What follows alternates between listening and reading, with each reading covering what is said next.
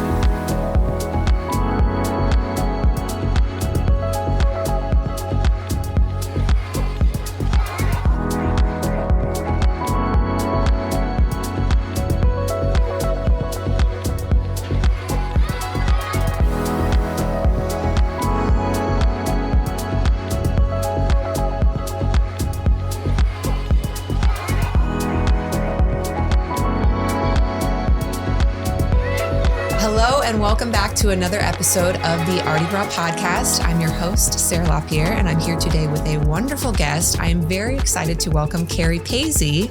Thank you for being here. Thank you for having me. So, Kerri, you are the CEO of Flavor South Florida. Yes. And we have a lot to discuss, and I'm very excited to have you on the podcast because this is a genre and an area of the arts that we haven't talked about on the ArtiGras podcast yet, which is the art of food, the culinary arts. So I'm really excited yes, to be here. And you have a long history and background in this industry. Mm-hmm. So I feel like we're going to get some insights and I'm excited. I can't wait. These are like my two favorite topics in the world. Amazing. Art and food. Yeah. I mean, we started off, each guest comes in and we have a canvas that you get to leave your mark on. And right away you were like, oh, I'm into this. This is how I get to start this process. Yes. Yeah. You just grabbed the brush and we're like right on it. So I love that. You've definitely got a big creative energy about you. So yeah, I'm excited to discuss some of this. I wanted to start with a little bit of background for people who might be less familiar with flavor. It's been around since 2007. You're almost coming up on 20 years. 20 years. Yeah, next year. What was the spark? Like, what was the original motivation for this whole event? It's a month-long event. Tell us a little bit about how this came about. A woman named Brianna founded it in 2007. I believe the king, because I wasn't there, but I, from what I understand, I think she went to New York City Restaurant Week, Miami Spice, and she was like a big foodie and liked to go out to eat. And she's like, why don't we have this? This is crazy that we don't have this. So she started it. And I actually found in some old files recently, like one of the original, it was either the first season or the second season of Flavor. And there was only it was like 10 restaurants. Yeah. And so she just went to the restaurants and said, hey, we want to do this. Like, do you want to be part of it?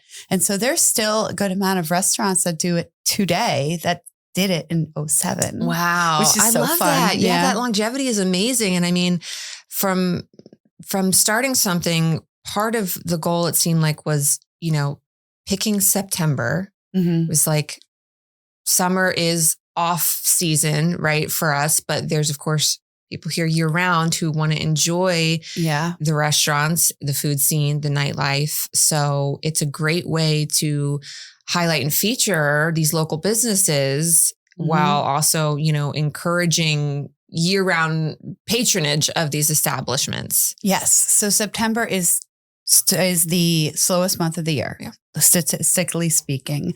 And that's fact.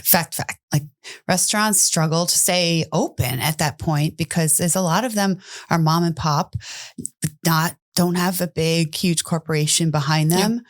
Yeah. And, even honestly, I'm seeing a lot of franchises closing lately, like big corporations. So I'm kind of really happy that the mom and pops are getting the opportunity, but it's like a lot to run a restaurant. I think people have this vision that it's very fluffy and pretty, and it's not that. There's a romanticization to it. Because that's how you feel as a diner, right? It's a happy feeling, I think, to go out to eat.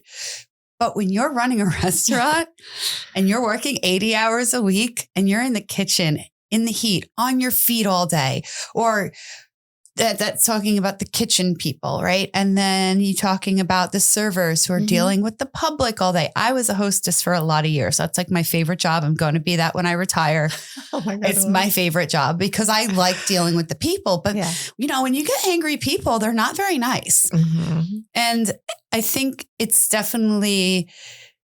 It's rough. Yeah, no, it's definitely, it's an intense industry. And I think, you having that background for so many years gives you this incredible insight to what it means to these businesses to be featured and get another opportunity to share what's special about them, share their own creative passions, right? Because this is an art form.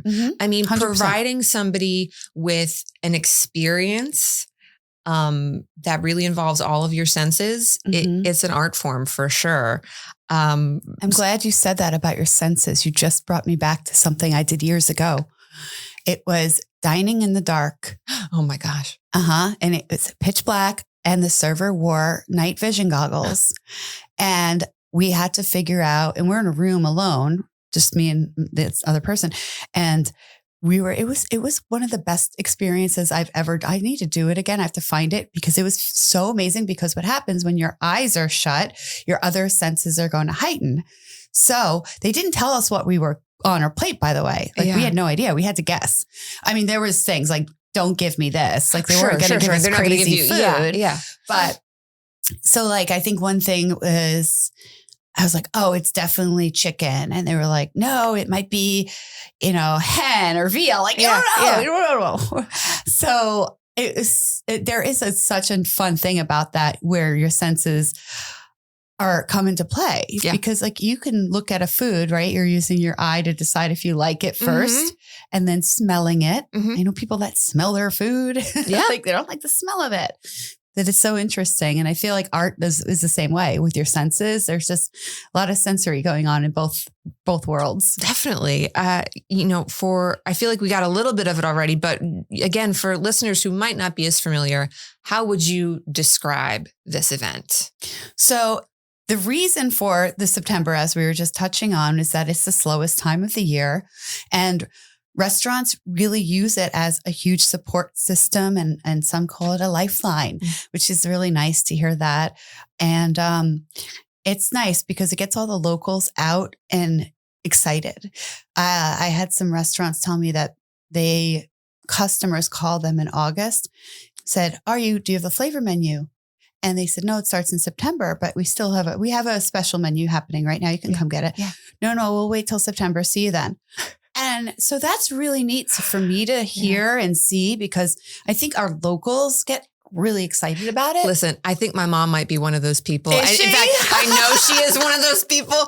She plans September out. She prints out menus. Like she plans with her girlfriends, which spots they're hitting up, which ones they're going to choose. She loves it. It is so, and it's beautiful to see, because it's an experience that's so much more engaging for some reason than a normal night out. Like there's a hype that you're building that, is pushing people to explore maybe a place that they wouldn't have gone otherwise. Well, it's funny. That's very true. It's a lot of new guests that come in. You do get a lot of new traffic, but I've had people tell me something like, I'm just really happy you do it because I get to see my friends. And I'm like, what do you mean? And they're like, well, it gives us an excuse to meet up for dinner and try new menus. And we can afford to do this and really have a nice night out.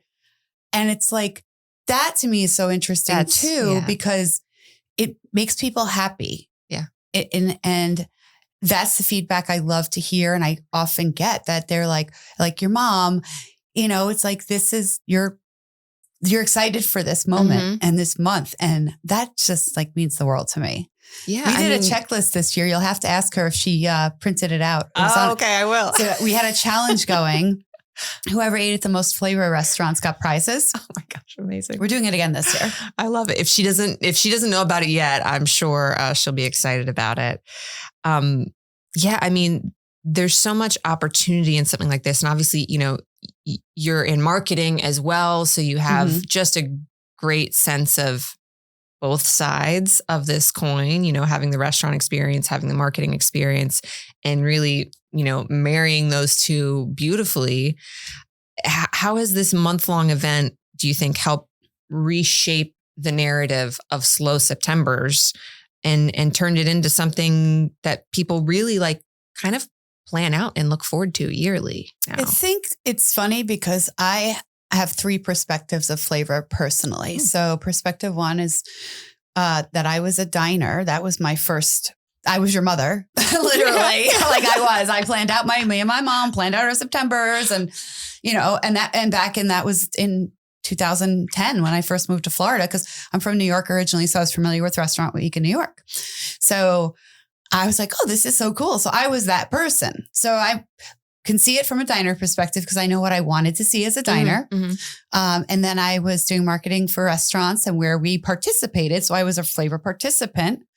And now I'm the owner. So it's nice because I like being able to give everybody what they want. I'm a people pleaser. I like to say yes to people.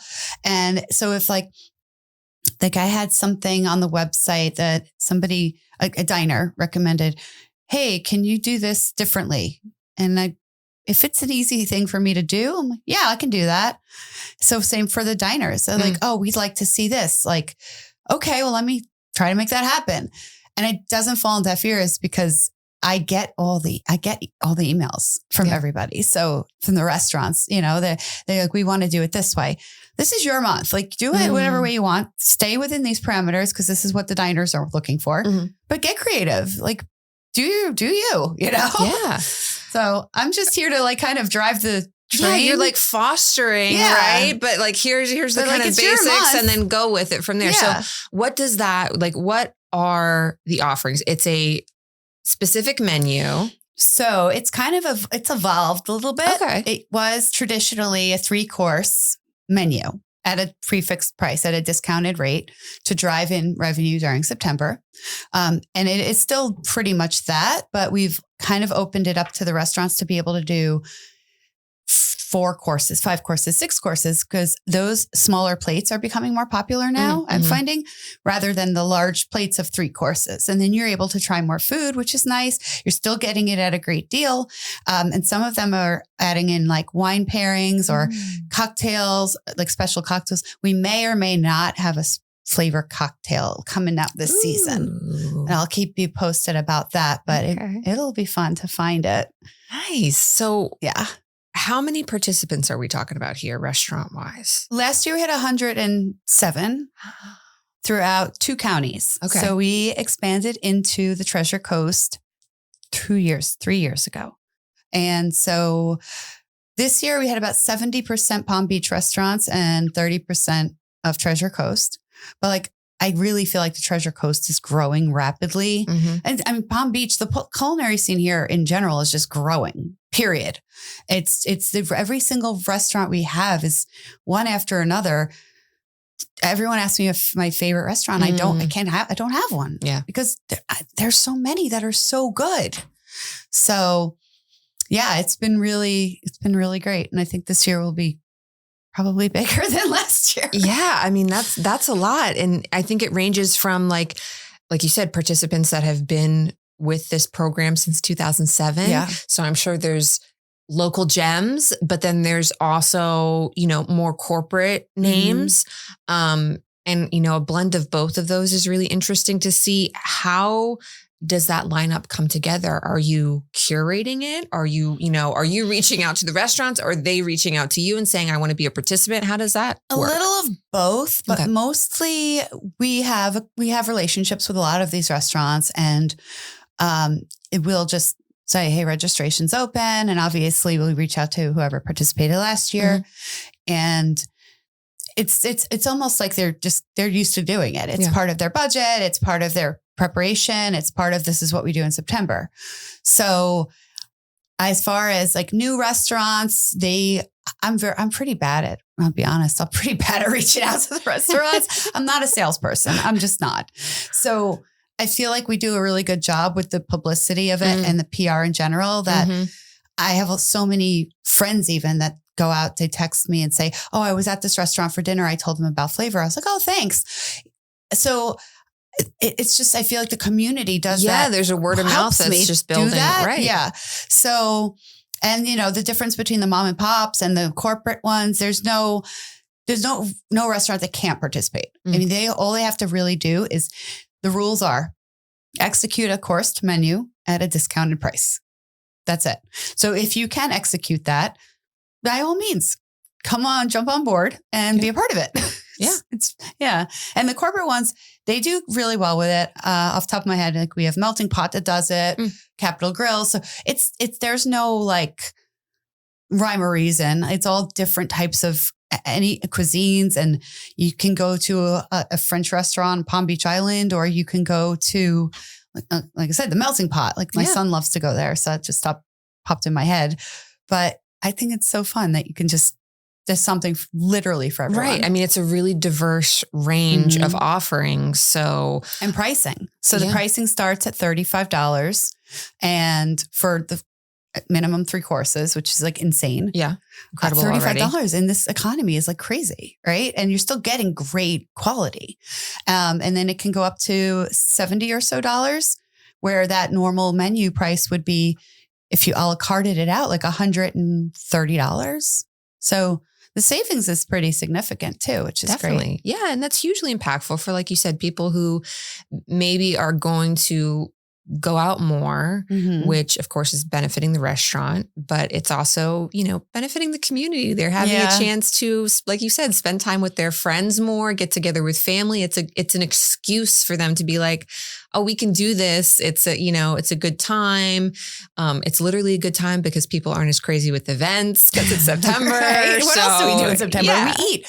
And I think that's really neat, because I think people do locally at least have the mindset, like that's our food month. Not only Flavor, South Florida, but was it Lauderdale does Dine Out Lauderdale in September also. And so does Miami Spice. So if you start in the Treasure Coast and go down to Miami, I think last year I added it up, and I don't work with them. I just appreciate what they're doing, obviously. I think I want to say it was a total of 800 or so restaurants, like combined. Yeah. Like that's great. That's amazing. That is really, really cool. And actually over in Naples area, or it's not Naples, it's like Fort Myers. Oh, okay. I think. Yep. Yeah. So there's a program over there also in September. So our state is like inundated with foodie events in September, and it's like so great. Really cool. Do you see that becoming more of a actual tourism draw for September 100%. as opposed to just, hyping up the locals? 100%. Yeah. So I track a lot of data. I love data because I like to make it make sense. Yeah. And we did draw a lot of people from Miami, Orlando, a few from Tampa area during September. And I find that interesting too, because it's also easy with the Brightline. You can literally get on the Brightline Orlando, take it to West Palm or Boca, go eat dinner and go back home. Yeah. I go to Miami all the time for dinner, and I do it in a night. I get on the Brightline and I have dinner around 7 and I'm home by 10:30, 11. Yeah. It's now, easy. Is there still an element of partnership with local hotels and resorts as well? Is there something where there's a collaboration happening there? Well, a lot of restaurants that are in resorts are participating. So Cafe Boulud has Brazilian Court. Flores is at Four Seasons. PGA National they had 4 of their restaurants on last season. Wow. So it's definitely, restaurant focused and driven for our program. But it's really nice that they have the option to go to these resorts, which are usually running really good summer specials at that time anyway, to stay there. Yeah. So I love that. It's really, that's exciting. Yeah. That there's that kind of draw, like you said, the whole month, there's a lot of opportunity. Yeah. And easy ways to participate, whether that's the Brightline or, coming through. Well, and from an economical standpoint of it, with the tourism piece of it, the Flavor participants last season collectively made $2.5 million in Flavor menu sales last year in September. Yeah, September. which beat the 1.3 the year before million. Very exciting. Yeah. Wow, man. I mean, all those impacts combined, really cool that this exists for our area for so many reasons. I was wondering, we maybe touched on this a little bit. Do you think that this makes people more adventurous when it comes to discovering their local, food scene? Oh, yeah. I think that especially because it's affordable. So I think it gives them gets out of their comfort zone of their regular place they go to every week. And then the menus are so good. So we list the menus this first week of August every year, and you can flip through them. It's like, I can't even tell you how creative the chefs they do so well with it, where you might look something on a menu that you wouldn't. If you walk into a restaurant and you're like, I always get chicken parm. You're probably going to get chicken parm. But then if you look on the flavor menu, there's no chicken parm on there, but there's tortellini with truffle sauce that you've never tried before. Like, you're probably going to maybe try it. And I think it's a really good time to do that. Yeah. It's so fun. Definitely. Is there any moment, whether that's from a menu or some other aspect of, flavor that you have been surprised by in this time that you've spent, whether it was back when you were, looking at it from a marketing standpoint with the restaurant work you were doing, or as a diner, or now as the CEO, is there a moment that you were like really surprised by a certain level of creativity that a chef brought, or something that a menu that was developed? I think what surprises me the most, I actually you saw my wheels going because I'm like, let me really think about this. So I think what surprises me the most is when I'm out and a friend will introduce me as Kerri, she owns Flavor South Florida. And I go, nice to meet you. And they go, I love flavor. I love it. I'm like, oh, you know what it is? Like, cause me, I'm like, I'm like, I try to stay just in my computer, and I try not to, because I'm really a little self-conscious, believe it or not. I don't know if people believe that, but I am. And I can't know that there's all these people looking, right? So when I post something on Instagram, I'm like, I post and I walk away. Yeah. And so like recently I was looking at my Instagram and I posted something. We had like 22,000 views on my personal Instagram. This wasn't even Flavors Instagram. I was like, who's looking at this? And then I was on, funny enough, the Bright Line, and some girl kept looking at me, and I was like, she's like, do I know you? I'm like, why is she looking at me? And she goes, I follow you on Instagram. I'm like, you do? So to answer your question, I think what baffles me every time is that people actually know what flavor is. Yeah. And I'm so excited about and the excitement that they have, right? Yeah. When they like that little connection moment is made. It's like, oh my gosh, you make this thing that I enjoy so much. I relate, because there's times when people say, happy with your art. I was just going to say, people will say that about my art. And truthfully, truly, it still blows my mind that I'm like, you want to live with my artwork? Yeah. I'm honored. I'm touched. I'm like blown away that you want to look at this every day. Like I told you when you emailed me earlier, I was like, oh my gosh, I love you. I'm a big fan. I've been following you for 10 years, I think. And like, you don't know me. We just met today, and I'm like, no, I'm obsessed with you. Like, it's the exact same reaction when people are like, oh my God, you created this thing that I love. Right. And funny. I think that's the coolest part of it, or the funniest, interesting part of it for me. I also, I actually did have a really awesome moment this year. I had one of the restaurants call me on September 3rd, and he said, Kerri, I said, yeah, because I'm always waiting. I'm like, well, what's the matter? And he's like, we haven't been this busy. This was our busiest day since Mother's Day. Wow. I was like, what? So then my brain's going, it's working. It's actually working. Yeah. One restaurant did $100,000, just them, in revenue this season. And I'm just like, those like no numbers make me so happy. And I know, and I'll tell you, as I said before, with the public could be not so kind sometimes. I really, knock on wood, I really didn't get a lot of negative feedback this season from the public. And I would say I could tell you website data and Instagram data alone, we hit over 1 million local people.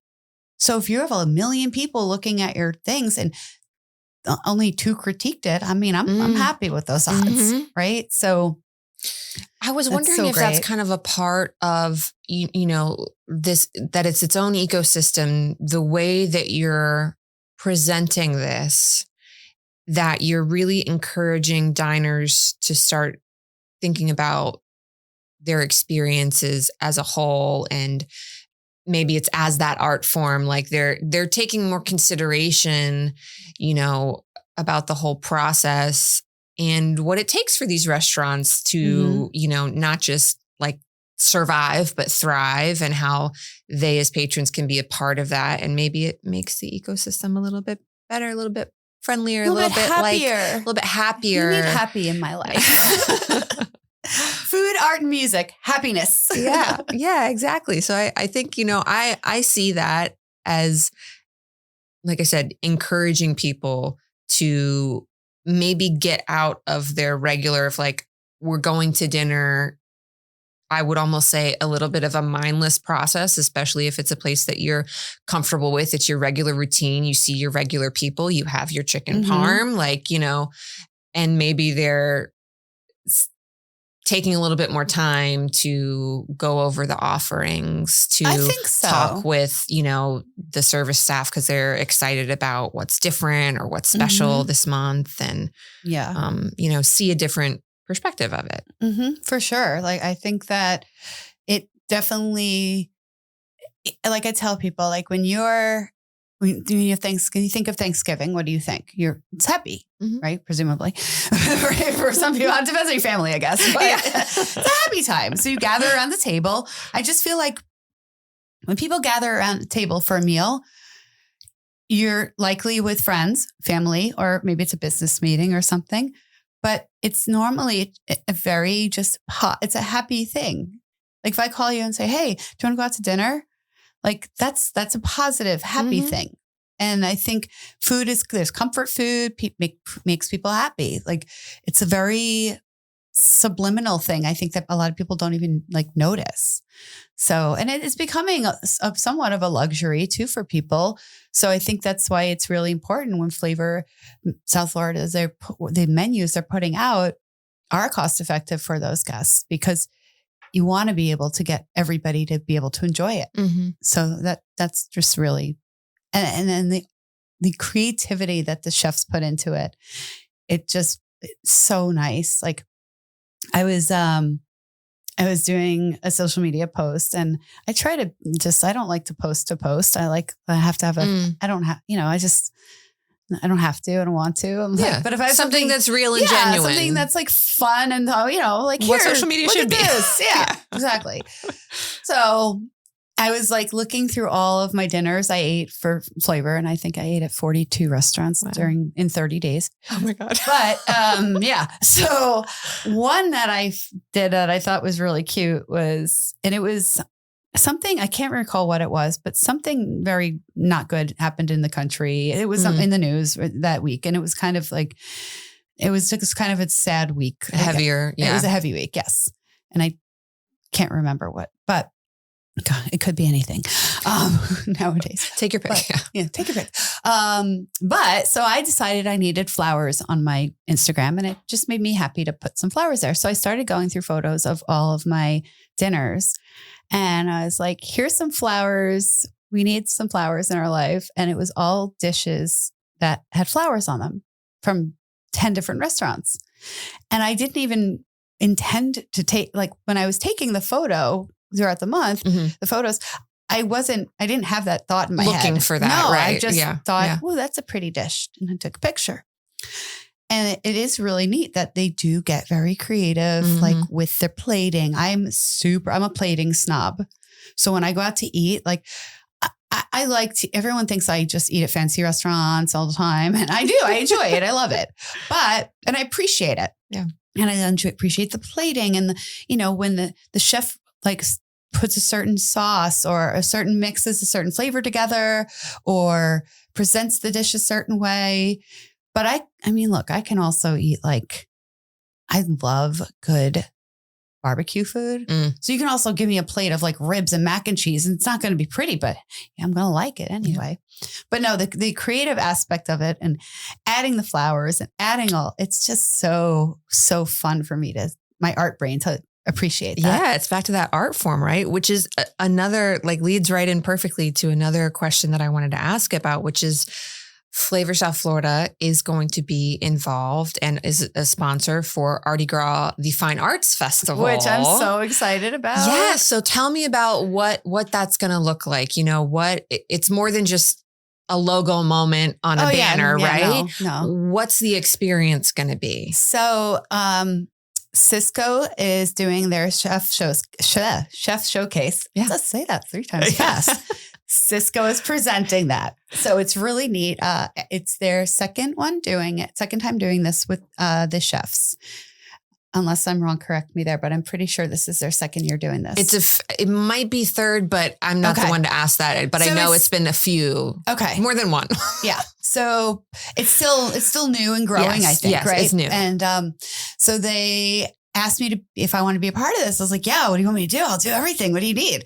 So they'll have over the weekend of February 14th and 15th, they'll have 6 chefs, 3 on each day, doing demos, and then you'll be able to taste it. The chefs will be able to talk about it. And I will be emceeing the event all weekend. Awesome. And yeah, so I'm really excited about that because we have all different sorts of chefs that will be all doing all different dishes. Some are savory, some are sweet. We have Nina's Bakery. Love. So Nina will be doing a bakery piece, right? And funny because I went to her grand opening of her new cake shop not too long ago. And I was on the phone with her the other day talking about this.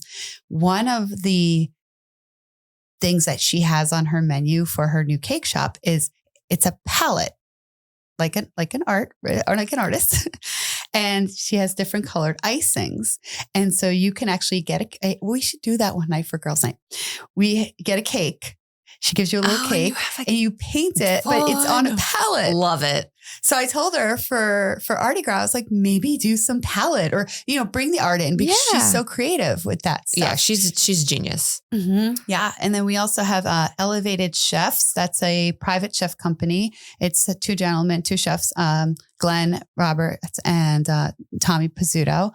And they're doing... They do a lot with Swank Farms. Okay. Yeah.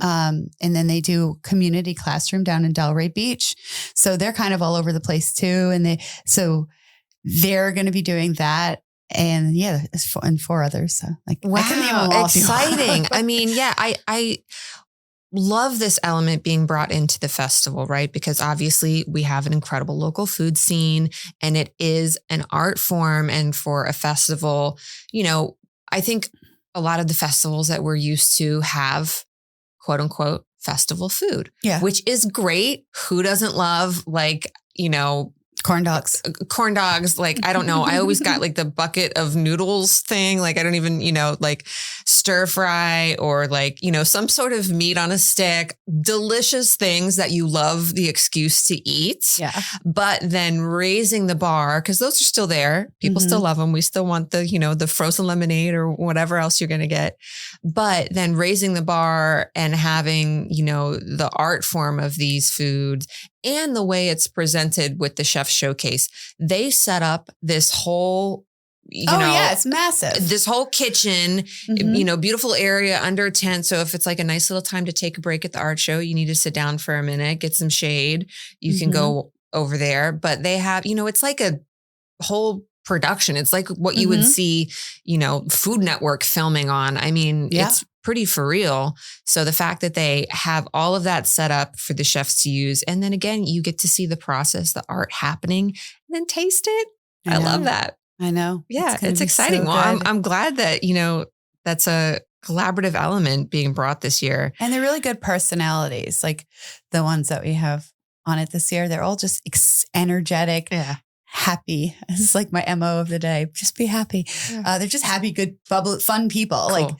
And creative people. And I'm excited. It's a gret group and then they make delicious food. Wonderful. So. Are any of those chefs that would also be restaurants that are a part of Flavor South Florida? No. So these particular chefs are all independent So they would do like either private events in your home, amazing catering for weddings. There's, some of them bring in mixology into the situation. Yeah. So it's a little outside of the box, but it's so great because they're really used to like catering and making, certain things to exactly certain specs that people are requesting. Right. Mm-hmm. Very interesting. All right. I like that. Man, there's so many more, things, and I still have more questions, but we're going to take a brief little break. Yeah. Okay. We are going to hear a word from our sponsor, the Cultural Council for Palm Beach County. So stay tuned for a word from them, and we will be right back. Those dinner reservations and tea times will have to wait because there's an art-filled paradise beyond these beaches. A mecca of masterpieces, spectacular sights by day and night. A cultural capital that's calling your name.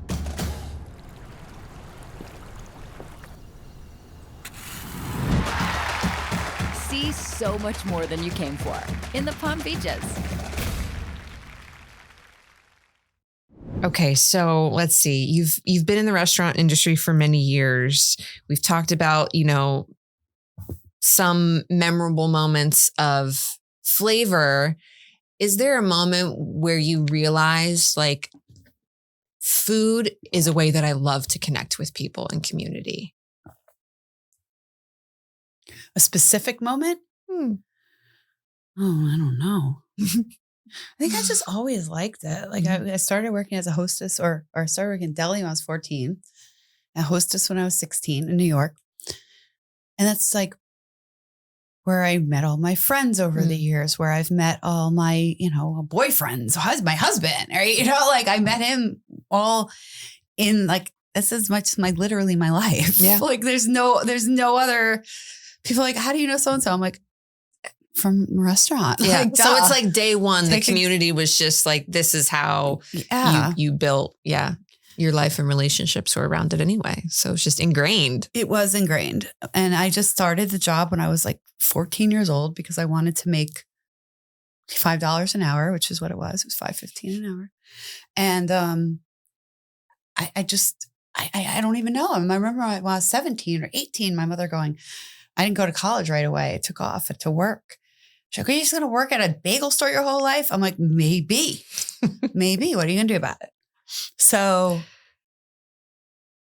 yeah, I mean, and it's funny too, because like, even whenever I'm posting things, people are like, you're always with chefs. I'm like, well, yeah, I'm like friends with a lot of chefs. They're my friends though.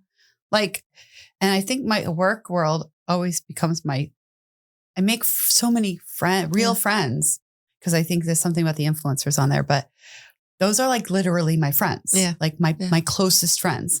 We just all happened to, but I met them. I did meet them all through flavor. Well, I think you said this earlier, off camera when we were chatting that this is something you truly are passionate about and love to enjoy.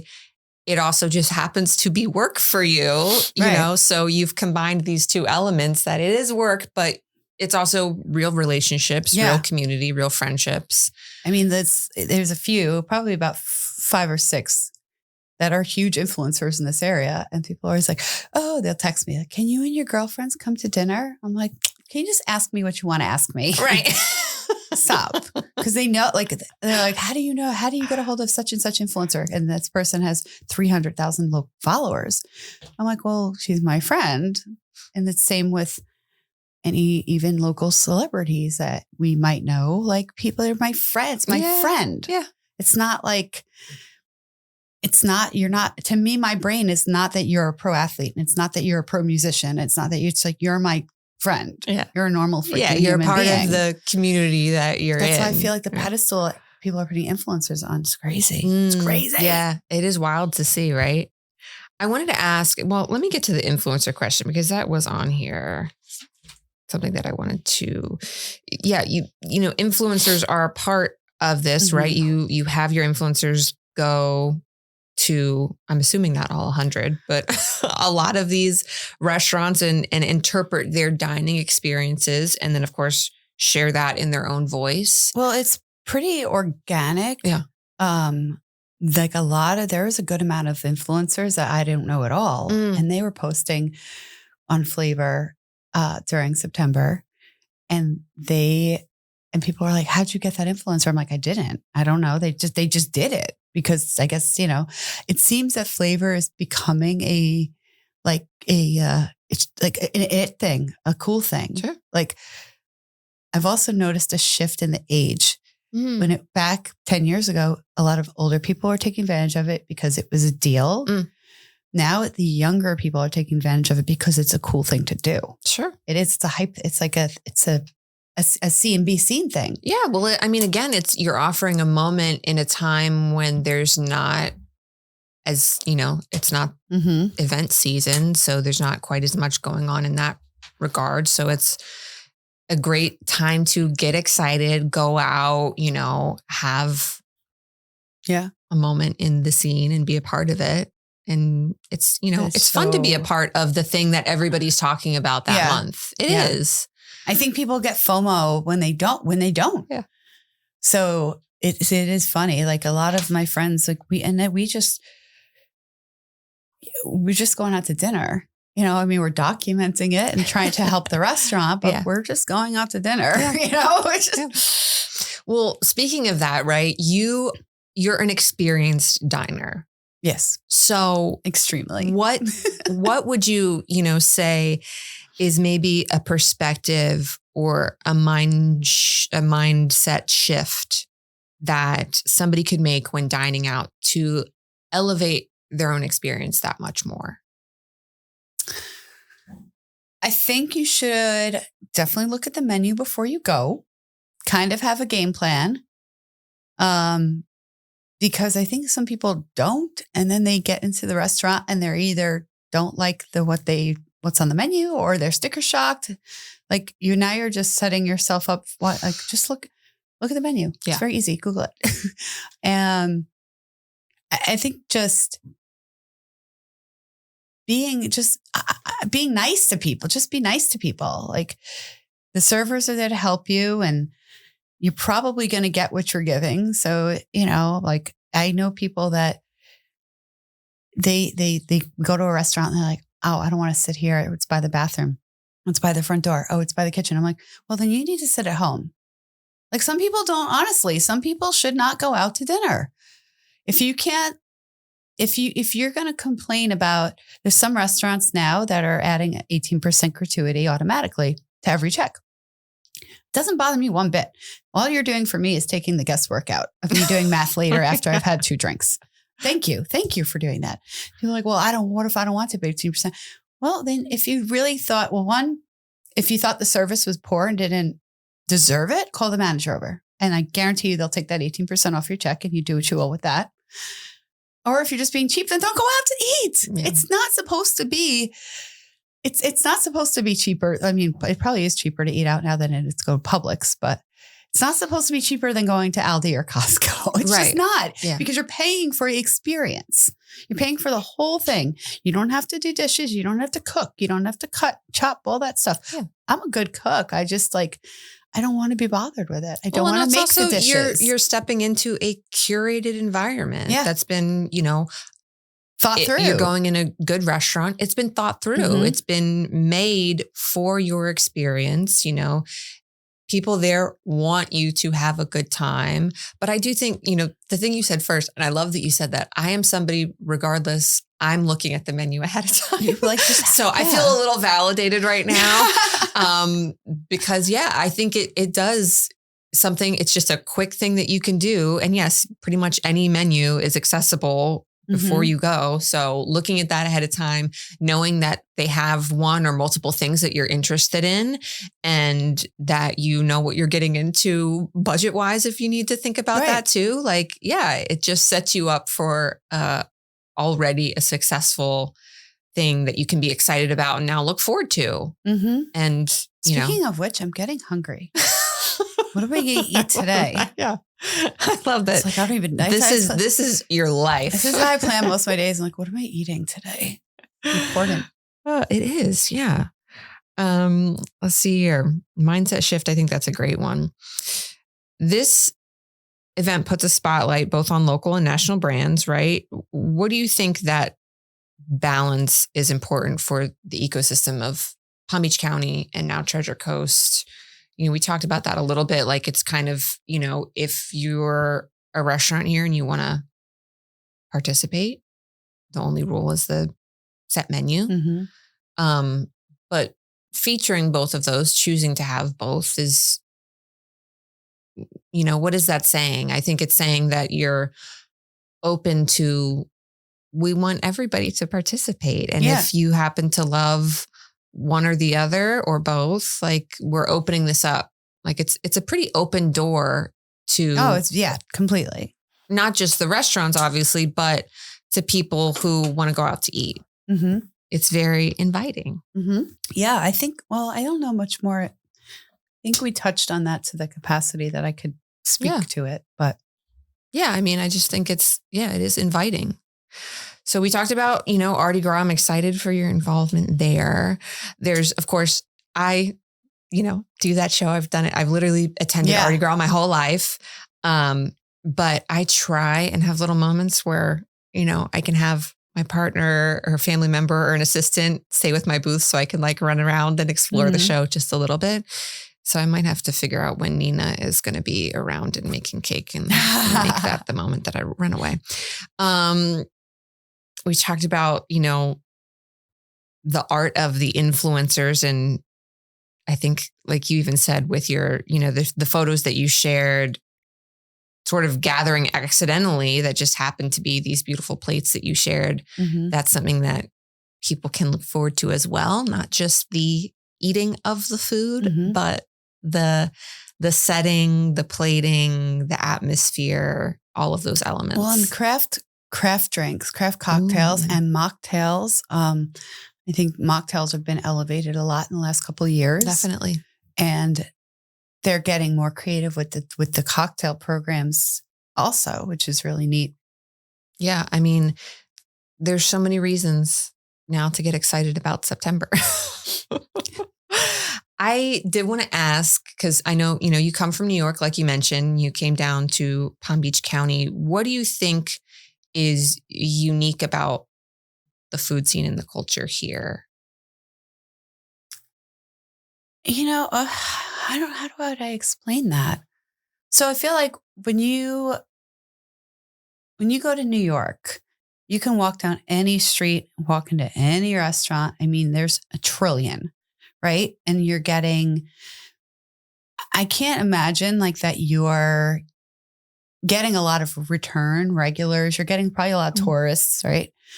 And I think the neat thing about here is we have such diverse and unique different concepts. So I tend to float around the Jupiter area a lot. Like Blackbird, I love if I want that kind of vibe in food. They have a great espresso martini. It's actually really the best, I think. Lila is awesome. Also, that's like Mediterranean. And I always get the hamachi there. So it's like, and then Ara. I love Ara. His tiramisu dessert is my fave. And he also has a pasta dish that's really good. So we should go there for dinner tonight. I haven't been there in a minute. And then Nemo is also right there. And my point is, on that corner, there's like 5 really good restaurants and they're all different. Yeah. They're all unique to their own way. And and not just as me, as any guest, the owner is going to walk up to you and say hi. Every time. Steven's going to walk up to you at Ara and say hi. Vance and Sunday are going to walk up to you at Lila and say hi. Nemo, Chef Niven, he'll come up to you and say hi. I love that about the restaurants here because they love to walk around and meet the guests and they just really do. They want to know their people. And I find that to be so true about so many of the restaurants here, wherever you go. If you go to Beach and Salute down in Palm Beach, Raffaele, the owner, he's walking around the restaurant saying hello to everybody. And I love that. And I think people need that personal connection and like that personal connection rather than you're just going to a restaurant, because there is a face with so many of them that I think that makes it, they amplifies your experience so much Absolutely. more every time. Yeah. Yeah. And you could then speak to them, and they're passionate. They really are passionate about what they're doing. Mm-hmm. And they are going to talk to you about it and tell you what they're doing. And I love that. I think that's like the best. Yeah. It rounds out the experience so much more. Like you said, it adds a real face to it, a person. You know, it's not somebody just working behind the scenes that you never interact with. It's a part of the whole experience. Well, what's your favorite restaurant? Oh my God. I know it's a hard question. Yeah, that's kind of an impossible question. I am somebody who loves food. I do lean into a lot of Italian food. I have an Italian partner, and he and I definitely, enjoy. Throw them at me. Go ahead. I mean, one of ours that I will, if anybody ever asks, I will never say no to going to La Serena, because I think they have the best bolognese that I have ever eaten. Mm-hmm. And I happen to love the vibe of that place, you know, the building that it's in, I don't know. I like the whole feeling of it. It feels very family and so that's kind of one that always I'm like, yeah, I'll never say no to, you know, but there are so many. And even you mentioned Blackbird. There are elements of the restaurants around here that I always get excited about hearing, which they have a specific, I don't know if it's actually called a creme brulee, but that dessert comes in a specific like ceramic dish. Yeah. That was made by local artists. Mm-hmm. That was like there's a lot of that happening now. I know, a it's lot so of that exciting. With going back to the plating. Yeah. So I do know a good amount of restaurants that are getting small batch ceramic plating, and a ton of restaurants that are trying to source locally. And some restaurants are opening their own farms. Like Nemo has their own farm. Right. The chef from the Butcher's Club has his own farm. And so they're sourcing their own ingredients now. They're growing it. They're sourcing. So they're sourcing it to themselves, which is really neat. And especially going back to the pottery with the glass. That's another thing that I think people don't talk about or think about. In addition to, it's not just the plating, it's also the glasses. The glassware. There's absolutely. a whole, like the cocktail programs in these restaurants, the things that go into that, you know, they hire like mixologists that curate these cocktail menus. It's not just like, oh, let me throw a martini on. These are very thought through specific cocktails that somebody put a lot of time into, a lot of time and effort, and which glass is it going in and things like that. And down to the plateware, down to the flatware. Like it was funny. I was out to dinner at my family the other night, and my cousin goes, I love this fork. I love this fork. I'm telling you, when you get a piece of flatware that feels so good, it is a real thing that you're like, this is whatever, 50% like better. I'm elevated right now just because this fork feels so good in my hand. If you like Italian, you have to try Tavolina in Jupiter because their forks. No, the food's awesome, but their fork is it's gold colored. Wait a minute. They have a bakery. Yes. I was really, just there. Really good. Their almond cookies are incredible. I loved it. Their whole, again, a place with the atmosphere is really cool. You know, they've got all the sculptural elements in there. Yeah. Their design is really fun. Yeah. I agree that their flatware. Fun fact about them. So the chef, Michael Rolshigo, he's both, you have to be certified to be like a CIA certified, Culinary Institute certified chef, right? So he's a certified chef, Culinary Institute, but he's also a certified pastry chef. So he has dual, he's both. And I think that's really neat. That's what his inspiration, I was chatting with him, and that's what his inspiration of the bakery was, because he had the restaurant's doing great. People loving it. And they love the flatware, all the flatware. And he opened, the space next door became available. And he opened up the bakery, and there's one sandwich there, and it's so good. It's like a meatball smash. Oh, I'm absolutely going to have to try that. It's nice because the bread is baked there. And I've really been picky about breads lately because I keep reading about how bad bread is for here in the US. In the US, yeah. So I've been getting a little bit more into the sourdoughs and the homemade ones that people I know for sure are baking from scratch on site. And that's one of the places that's doing that. And so, yeah, but it's so good. It's like a nice, thin, crispy, crunchy bread. And then the meatballs smashed with now I'm hungry. With some, you should go get one with some cheese. So good. So good. Yeah. I'm definitely, actually the first time I went there was literally just for dessert because somebody mentioned almond cookies that like you have to try. I'm like, we're going, let's go now. And yeah, I will absolutely be visiting them again soon for that smashed meatball sandwich. Well, and with the art, he does this thing where he takes the sugar and like caramelizes it. And then he makes, I don't know how he really does it, and then he makes it into this like long, like sugar. Oh, yes. It looks like an icicle. Yeah. Cause we got, I don't remember what that was on. It goes on top of his dessert, like a cheesecake. Yes. It was beautiful. The sugar work on it was so pretty. And yeah, it was just like almost like a really long caramelized teardrop of caramelized sugar. It was, yeah. I love the art aspect of the food. We going back to definitely. No, it's a part of it.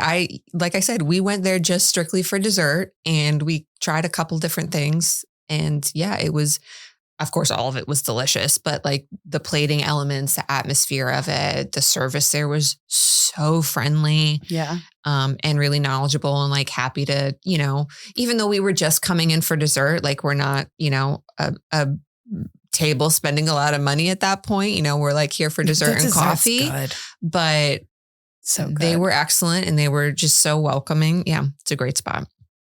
Okay. Well, I feel like we've touched on a lot here and September is sounding more and more exciting, which is excellent. I wanted to ask one question that I ask everybody, right? Is if you could say one experience, event, be a public piece of art, could be, a venue that you recommend anybody visiting or living here should experience, something related to arts and culture. What would that be? What's like the thing you're like, you must check this out if you're here? Well,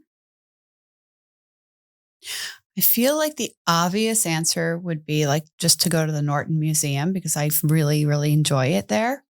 They were a flavored participant last year, by the way. How fun is that? I love that. Their restaurant was. So if somebody's looking for art, I would obviously say go to ArtiGras. I would also say, I love going to all of the art events. Like I just went to Art Basel a couple of weeks ago. And then there's Art Palm Beach coming up. Like any of them, I can, write a laundry list of just go to all those events because I feel like for me to send somebody to one sculpture, I feel like I'm doing them like a disservice instead of just there's so much here. Check it all out. Yeah. Right. It's so, the one that did pop in my head though, was just interesting. It's in Tradition in St. Lucie. It's this huge art. It's a huge sculpture and it's a heart. It's a big silver heart. It's not made of silver. I don't know what it's made of, but you have to look it up now because that's pretty neat. From a visual perspective, I also love at Love Street in between Lucky Shuck and the Beacon. The landscape there is also in the shape of a heart. I don't know if you've noticed, but if you did an aerial of it, it's the cutest place to take a picture, because you can actually go up to topside and have your friend shoot down and you'll be standing in the middle of the heart. That's a fun detail. Pro tip. Did not know there you that. Go. Do that. Yeah. And the lighthouse will be in your backdrop. Right there. I love that. That is a good one. So that's where I would go take a photo. Nice. Inside the heart with the lighthouse. And okay, I wanted to touch on something too. Again, you said off camera, which I did not know about you, is that you have another side of you that is in music booking. Yes. So we don't have time for that whole conversation today, that's but a big conversation. I feel like these are really symbiotic relationships between the restaurants, and then the at some point you kind of got into it because somebody was like, hey, I need a band. I need somebody to play. Do you know anybody? And then that just spiraled into a whole business. So you do, That's what happens sometimes. I'm going to name drop the Night Owl Agency. Yeah. You do this whole music scene as well. Yeah. Me and my partner, Mike, we started working together around COVID, and, I talked to him more than I talk to anybody. I talk to him every day for like, it's consuming, but we enjoy it. And, we book anything from solo artists, if you said I'm having a party here and I need a musician, and I would get you one, up to weddings, festivals. Any large or small. And you're like booking local bands and pulling people from like national and international. Yeah. Anywhere. It's whatever the client really needs. So it's like, if you need an Irish band, we might have to pull them from Ireland. And 4th of July we had last year at Abacoa, we did a Kid Rock tribute. So it was like an all-American tribute. So we do tribute act. We do whatever. Wow. And, a lot of people do. But fun fact is that I've seen over 100 concerts in my life. And I have a really good ones lined up for this summer coming. Ooh, exciting. But no doubt at the Backstreet Boys at the Sphere in a couple of weeks. Fun. Rush. Oh yeah. Some good one. Bon Jovi, My Love. That one's coming up. They're all coming up. But yeah, I love live music. I love it, love it, love it. I can't play any instruments. I used to play violin and cello, but way back in the day. And I can definitely sing a little karaoke. Love it. I used to sing some theater in my teens and early 20s. I was a pretty solid singer, I think. But yeah, now I'm just going to karaoke it. That's all right. Although I've had bands ask me to join the band. They're like, come on, just rehearse. You could sing. I'm like, I don't think that's where you need me. I don't think you want me up there. And sometimes I'll jump up on stage with my friends' bands, but I have to have a couple drinks to do that. I hear you. Yeah, that's what it would take for me too. Yeah. But that's so fun. I mean, clearly you're a very creative, artistic person. Like I said, when you first got here and saw the canvas, like you jumped right into that. So I love to hear your passion, not just about the food, but other sectors of the arts here as well is clearly a big part of your life. So I thank you for sharing that with me and with us. And, I appreciate hearing about all things Flavor South Florida. Is there anything that we didn't touch on that we should know about for this upcoming year? Oh gosh. Oh, there's so much. I know just to keep a lookout. The menu drop happens the first week of August, right? Mm-hmm. So right now, restaurants are currently signing on to participate for 26th season. We are currently also signing on sponsors for the 26th season. So if there's any big or small businesses, again, back to what you were saying before, could be corporate, national, it could be a mom and pop local brand that want to be involved with flavor and just be a part of it. We're doing that right now as well. And then, then let the games begin. We work behind the scenes on it just about year round. So that it's perfect for the public to view by the time it's ready to go. And it's interesting because a lot of these types of programs are throughout the country. Mm-hmm. Most of them are run by tourism departments. Mm-hmm. So this one being independently owned, Flavor being independently owned, it's interesting because it's just me and my team and our ideas of how do we make it better? How do we evolve this? How do we do it perfect? And it's like, the nice thing about it is I don't have to ask anybody to do any different, right? So if you said to me, Kerri, I want to see this with flavor, right? I can probably entertain it and say yes, hopefully, if it's not a crazy ask. But I'm open to, and that's how I look at Flavor South Florida. I look at it as, it's not my program. It's literally the community's program. So I want the input and the feedback from the diners, from the restaurants. I want people to tell me, what do you want to see? What do you want it to look like? And I think that's what people get excited about. Like one of my girlfriends, who's one of the influencers, she said, somebody asked me if I worked for Flavor South Florida. And she goes, and I instinctively said, yes. I know I don't, but I said yes. And she said, yes, just rolled out of her mouth. And I said, well, I don't care. You do. We all work together on it as a community. I think that's how I look at it. Like we're all working together on this. Like your mom's working on flavor too, as a diner. Right. So, and I think looking at it from that perspective, I think makes it like the coolest food event around. Yeah. I want everybody to do it. It makes it all a little bit that much more collaborative. Yeah. Right. Which is it's a beautiful about. thing. Yeah. You're only going to grow bigger and better together. Like I just really firmly believe in that. And I'm just one person. I'm not running this by myself. And I tell everybody all the time, like, this is not a one guy job. Like I have an amazing team that works for me, great friends that we all support each other. You know, it's not, you can't do it by yourself. Yeah. So It's true. It's true. Well, again, thank you so much for sharing all this. I appreciate it. I know our audience is going to appreciate it and get excited about it. Last question is an easy one, which is where can people get connected? You know, is there social media, website? Where can they find more information? So we have flavorsouthflorida.com. We have our Instagram, Flavor South Florida, and our Facebook, also Flavor South Florida. And you can just call me. My number is probably somewhere on the internet. Text me. Right. Well, yeah. I mean, there's still, going to be time for obviously restaurants to join that list, and it's going to be exciting to see who comes on. And I'm looking forward to seeing how this keeps growing because again, 20 years is coming up soon. So that's really cool that it's established and been a great part of the community, and September means a lot now. So yeah, I'm excited. Well, thank you again. And of course, thank you to our audience for listening in. If you have any questions or comments, we would love to hear them as always. Huge thank you to our sponsor, the Cultural Council for Palm Beach County. We appreciate you endlessly. I will see you next time on the ArtiGras podcast.